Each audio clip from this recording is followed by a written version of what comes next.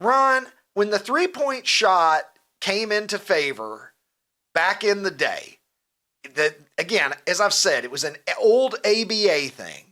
And the ABA had the three-point shot. The ABA existed for 9 seasons, and the three-point shot never became a problem. It just juiced the game up a little bit. There'd be a handful of threes made during any given game. It was a fun little add-on to the game.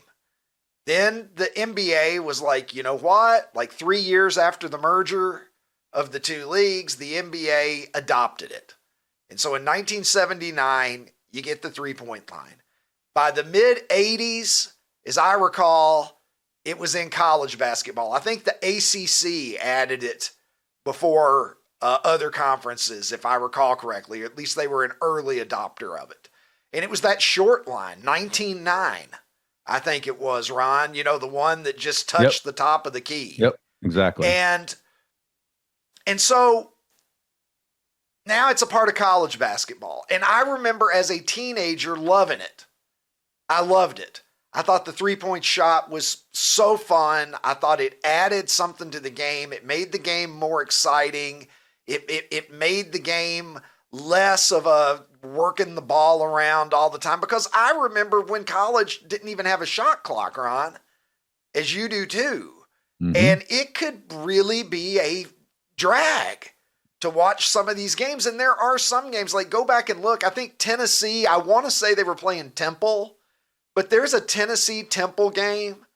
Jared, take a look for me if you want to. And the final score was like 9-5 or something, 12-5. The decision was made that they were going to take the air out of the ball, and so they would just play catch. So there were things about basketball that needed to be changed. 11-6, I'm being told. Tennessee and Temple, sometime back in the 70s. So you got to address shit like that. That's a way bigger problem, obviously. I'll take all the three-pointers in the world over there not being a shot clock. But obviously, Ron, something has happened. The science of the NBA, the analytics of understanding what the most efficient places on the court to take shots from are, which every team knows now. They've got all of the data, and data that you and I probably can't even conceive of, that helps them know here's where we maximize our offensive efficiency if we take shots from these particular places. Obviously, three-pointers are a huge component of that. I get it. I understand it. Also, Ron, understand now that we're well into the point of having generations of players who have grown up their entire careers shooting threes and practicing threes. Larry Bird, who I consider to be one of the handful of greatest shooters that God has ever put on this earth, Larry Bird didn't grow up shooting three-pointers. He just didn't. Larry Bird was born in the 50s. And so when Larry Bird was a little kid, there was no incentive or practical reason for Larry Bird to be in a gym shooting 22, 25, 28 footers. Now, obviously, he had very good range and he was an effective three-point shooter in his NBA career, but he didn't live out there like a Steph Curry, like a lot of other guys that we see in the league today, these stretch forwards and even centers that are out there taking multiple three-pointers per game. It's an entirely different world. We need to move the three-point line back. And I said, well, you're going to run out of real estate in the corners and you'll have to make the court bigger.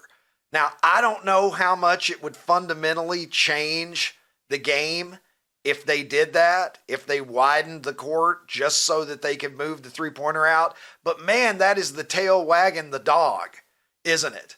To think that you're going to have to actually change the size of a basketball court to do something about the three-point shot. Because I'm telling you, Ron, the problem is only going to get worse.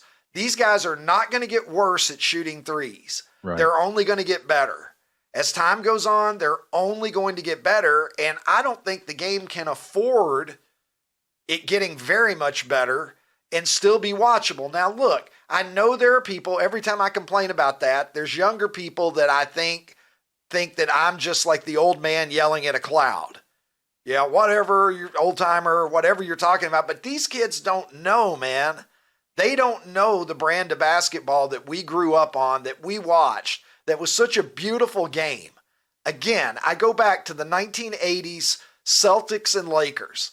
Those were not low scoring games, man. They would be like 125, 120. And they were up and down the court. It was a fast break game.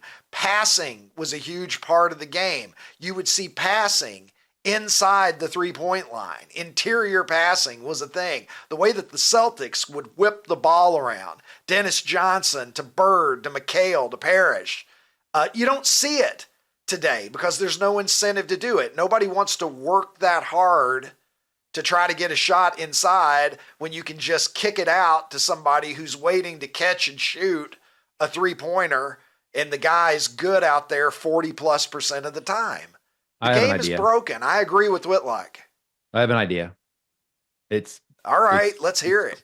It's insane, but hear me out on this, all right? And it literally just came to me. So, beer league softball, they have limits to how many home runs a team or an individual can hit. So it might be 2 home runs a game. Why not we limit how many fouls you can have? Why not limit how many 3-pointers did the Celtics hit the other night, Ricky, in that opening game? Like 39 or something? They hit 29. 29, which tied the league record. What if they just said, all right, 3-pointers are a part of the game. We're not gonna move the line. We're not gonna make the courts bigger, but you have a maximum. You can make a maximum of 20 3-pointers a game. And once you hit your 20, that's it. They're just all 2-pointers now.